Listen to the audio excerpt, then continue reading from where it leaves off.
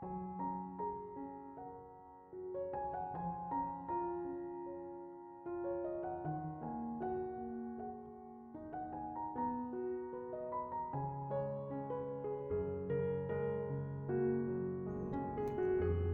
Ibu, saudara-saudari, adik-adik kaum muda yang terkasih, Shalom, berkah dalam. Apa kabar hari ini? Semoga kita tetap diberikan rahmat, kesehatan, dan sukacita. Hari ini gereja seluruh dunia merayakan pesta Yesus menampakkan kemuliaannya. Mari kita siapkan hati kita untuk mendengarkan firman Tuhan. Tuhan bersamamu dan bersama rohmu. Inilah Injil suci menurut Santo Markus, dimuliakanlah Tuhan. Sekali peristiwa Yesus membawa Petrus, Yakobus, dan Yohanes, dan bersama-sama mereka, ia naik ke sebuah gunung yang tinggi. Di situ mereka sendirian saja. Lalu Yesus berubah rupa di depan mata mereka. Pakaiannya menjadi sangat putih berkilat-kilat. Tidak ada seorang pun di dunia ini yang dapat mengelantangkan pakaian sampai seputih itu. Maka tampaklah kepada mereka Elia bersama dengan Musa.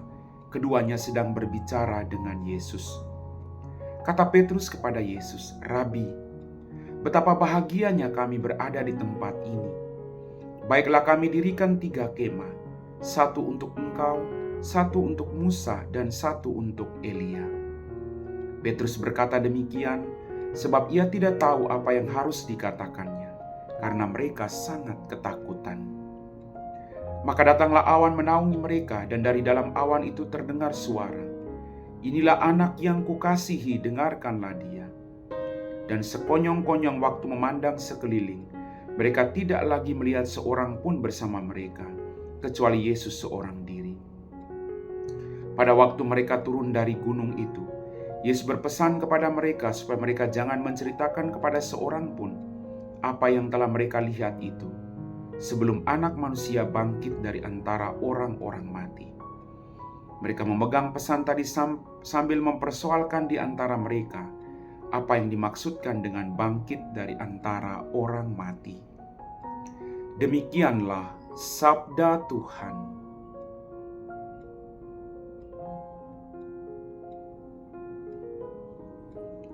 Bapak, Ibu, saudara-saudari, adik-adik kaum muda yang terkasih.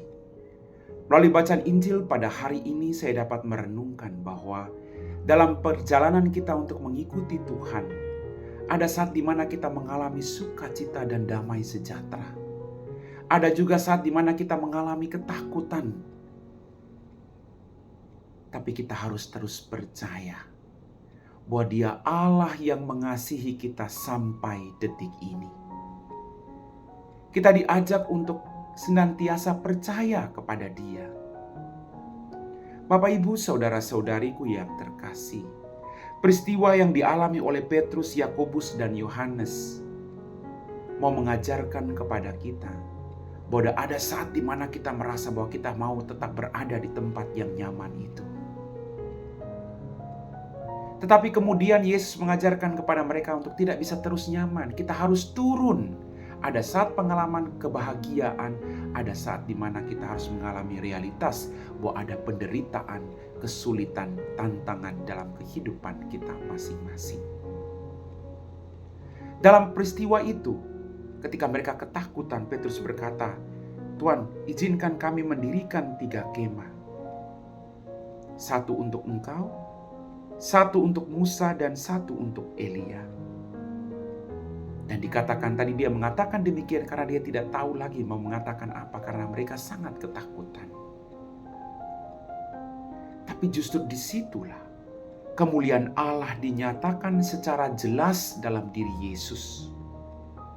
Maka kita harus membuka hati kita, menerima dan mengakui Dia sebagai Allah beserta kita. Allah yang senantiasa mengajarkan kepada kita sampai pada kehidupan kekal. Dalam peristiwa yang menakutkan itu, kemudian ada suara yang berseru. Tadi dikatakan ada suara yang berseru. Maka datanglah awan menaungi mereka, dan dari dalam awan itu terdengarlah suara, Inilah anak yang kukasihi, dengarkanlah dia. Kita diajak untuk senantiasa mendengarkan dia, karena dia Allah yang datang menjumpai kita. Dia Allah yang menuntun kita sampai pada kehidupan kekal.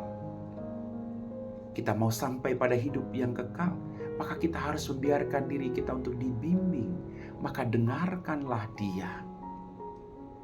Kita disibukkan kadang dengan semua persoalan pekerjaan, semua kita disibukkan dengan dunia yang semakin canggih.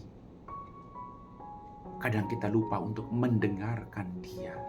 Mari kita berjuang membuka hati kita, merendahkan diri kita, untuk selalu berjuang mendengarkan dia di balik setiap kebisingan dalam hidup kita, pergumulan, persoalan, tawaran-tawaran duniawi.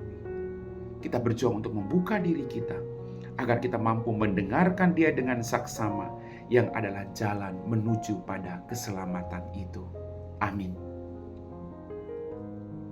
Bapak, Ibu, saudara-saudari, adik-adik kaum muda yang terkasih, kita telah diteguhkan oleh firman Tuhan. Maka mari kita siapkan hati kita untuk berdoa. Dalam nama Bapa dan Putra dan Roh Kudus. Amin. Tuhan, kembali kami bersyukur untuk semua berkat yang kami terima dengan cuma-cuma. Ampuni dosa dan kesalahan kami. Pada kesempatan ini Tuhan, kami berdoa bagi mereka yang sedang sakit, baik di rumah mereka maupun di rumah sakit. Utuslah kuasa Roh Kudus untuk menjamah mereka satu persatu, agar mereka tidak mengalami keputusasaan, tapi berani menyatukan segala penderitaan mereka dengan penderitaan-Mu sendiri. Kalau boleh Tuhan, sembuhkanlah mereka semua.